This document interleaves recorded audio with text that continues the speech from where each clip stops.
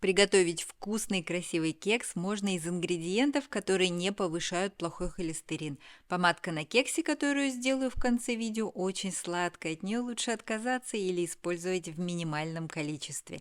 Итак, беру максимально обезжиренный кефир. Если вы видите в рецептах блюдо с цельным яйцом, заменяйте яичным белком, потому что желток повышает плохой холестерин. Кекс – это десерт, поэтому без сладкой добавки никак не обойтись. Использую финиковый сироп. Можно добавить любой сироп, мед или сахар. Для разрыхления кладу пищевую соду. Гасить ее не надо, кефир кислый. Теперь растительное масло. Беру половину льняного масла и половину авокадо. Эти масла содержат полезные полиненасыщенные жирные кислоты. Немного соли. Добавляю какао-порошок. Масло какао повышает холестерин, поэтому используйте обезжиренное какао. Соевый протеин можно использовать для повышения количества белка в пище. Это не обязательный ингредиент. Гречка полезная, но не все любят ее вкус, а в составе кекса она незаметна. Добавляю муку из зеленой гречки. И для консистенции добавлю обычную муку. Можно использовать любую и в идеале цельнозерновую. Цедру лимона добавила для аромата. А теперь украшу кекс добавлением в тесто семян орехов и фруктов.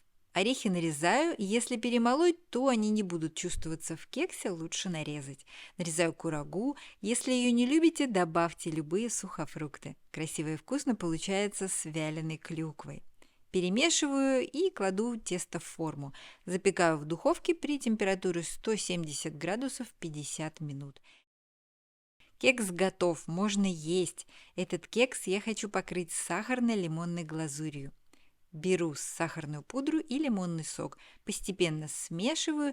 Если получается густо, добавляю еще лимонного сока. Чтобы глазурь не застывала и была тягучая, добавляю растительное масло и крахмал, а сейчас хочу, чтобы она застыла.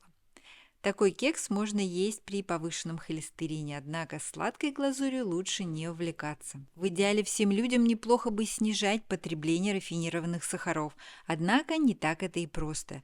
Подумайте о том, чтобы хотя бы их уменьшить. Подбор ингредиентов я делаю на основании научных данных по нарушению жирового обмена. Для снижения плохого холестерина необходимо убрать из рациона животные жиры, в том числе жиры животного молока, а также пальмовое и кокосовое масло. Спасибо, что смотрите мои видео. Подписывайтесь, пишите комментарии.